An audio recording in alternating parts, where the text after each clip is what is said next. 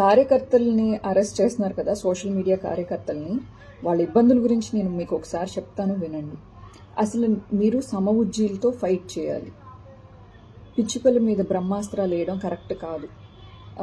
అలా తిట్టుకుంటూ పోతే, అలా అరెస్టులు చేసుకుంటూ పోతే, శరణు అన్న వాళ్ళని కూడా వాళ్ళని వదిలిపెట్టుకోకుండా వాళ్ళ మీద మీరు అస్త్రాలు వేయడం కరెక్ట్ కాదు. విజయమ్మ చెప్పారు కదా, ఏమైనా ఉంటే నా కొడుకుతో ఫైట్ చేయండి మీరు అని చెప్పి.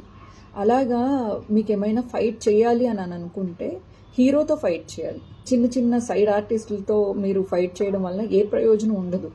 వాళ్ళు అమెరికా నుంచో లేకపోతే లండన్ నుంచో ఇంకా కొంతమంది కార్యకర్తలు పుట్టుకొస్తారు. వాళ్ళని ఏమైనా చేయగలుగుతారా? చేయలేరు కదా.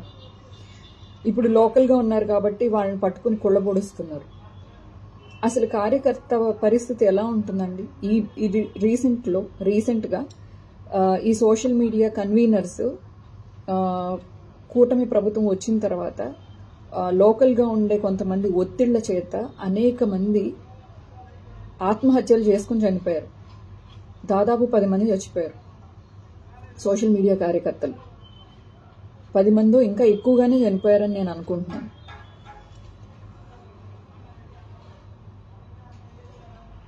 అసలు పైనున్న వాళ్ళు వేల కోట్లు బాగానే సంపాదించుకుంటున్నారు.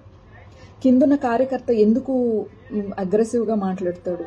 రాజకీయంగా తను కూడా ఏదో ఎదగాలి అని చెప్పేసి అగ్రెసివ్గా మాట్లాడతాడు.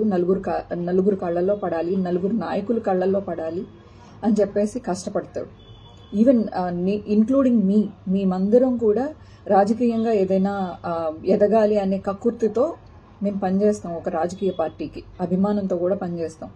అభిమానం అంటే ఇంకెంత అంటే పల్లకి మోసేవాళ్ళు ఎప్పుడు పల్లకి మోసేటట్టే ఉండాలి అని కొన్ని రాజకీయ పార్టీలు వాళ్ళని అలా పెట్టేస్తే ఇంక మనం ఏం చెప్పలేం. కానీ మీ నమ్మిన నాయకుడు అలా పెట్టడు. మీ నమ్మిన నాయకుడు చాలా స్ట్రాంగ్ అని చెప్పేసి మీ నమ్మి ఆయన కోసం పనిచేసాం. ఈరోజు రీసెంట్గా శ్యామల అనే ఆవిడని తీసుకొచ్చి అసలు ఏమీ కష్టపడలేదు పార్టీకి. ఏదో ఎలక్షన్స్ రోజులు ఒక 2-3 రోజులు పిఠాపురంలో తిరిగినందుకు ఆమెకి ఇది ఇచ్చేశారు, ఏది వైఎస్ఆర్సీపీ అధికార ప్రతినిధి. మేము కార్యకర్తలు చాలా మంది ఫీల్ అయ్యాం. మేమందరం ఇంత కష్టపడ్డాం, ఇంత అభిమానంతో ఉన్నాం, గుండెల్లో పెట్టుకున్నాము రాముడు సీతలాగా వాళ్ళిద్దరిని అని చెప్పేసి మేము మాలో సోషల్ మీడియాలో కష్టపడిన అనేక మంది ఫీల్ అయ్యాం. మాకు ఇవ్వలేదని కాదు, కష్టపడిన వాళ్ళకి పొజిషన్ ఇచ్చారు అని చెప్పి.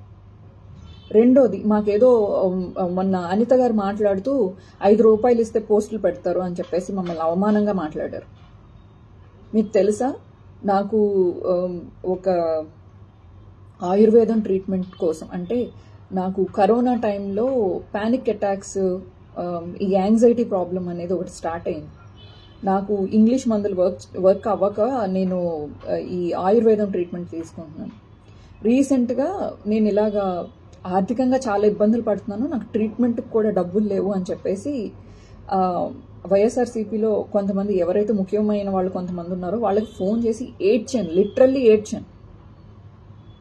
కానీ ₹1 హెల్ప్ చేయలేదు. తెలుసా ఇది మీకు?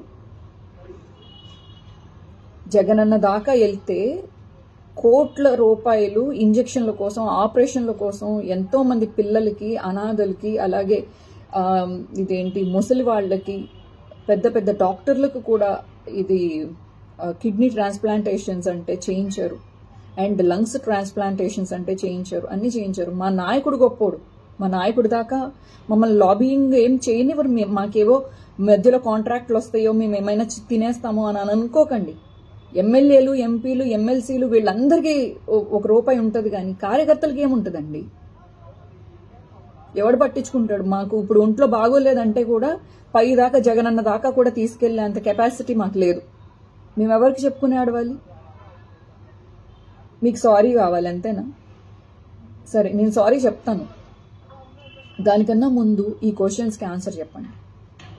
మా జగనన్నని శాడిస్ట్, సైకో, మెంటల్లీ తనకి బాగోలేదు, తన ట్రీట్మెంట్ తీసుకుంటున్నాడు అని చెప్పి శవాల దగ్గరికి వెళ్ళి నవ్వుతాడు, అది ఇది అని చెప్పి ఎంత అవమానంగా, జుగుప్సాకరంగా మాట్లాడారండి.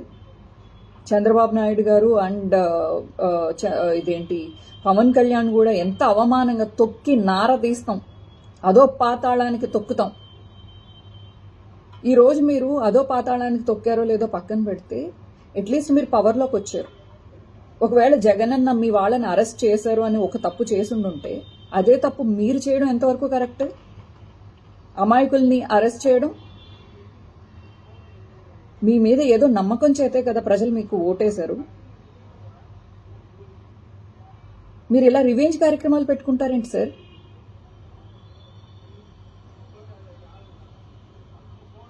పిచ్చుకల మీద బ్రహ్మాస్త్రాలు ఏంటండి? శరణు అని సారీ అని చెప్పిన వాళ్ళని కూడా అరెస్ట్ చేయడం ఏంటండి?